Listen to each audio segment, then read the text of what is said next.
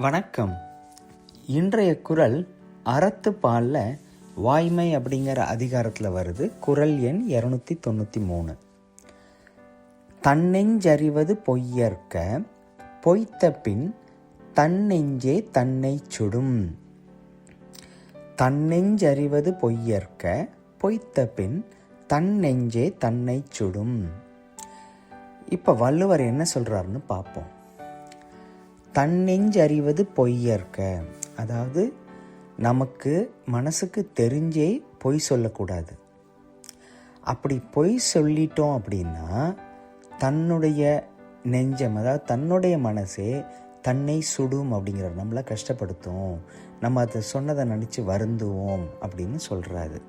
அதனால் நம்ம பொய்ன்னு தெரிஞ்சு பொய்யை சொல்லக்கூடாது. இப்போ நாம் அந்த குறளை சொல்லி பார்க்கலாம். நான் சொல்கிறேன், என் பின்னாடி சொல்லுங்க.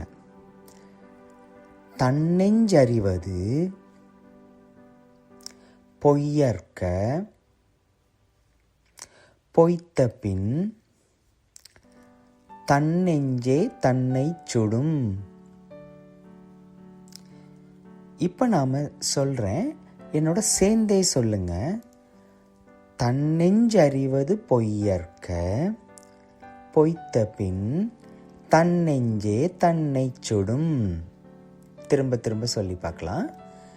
தன்னெஞ்சறிவது பொய்யற்க பொய்த்த பின் தன்னெஞ்சே தன்னை சுடும்.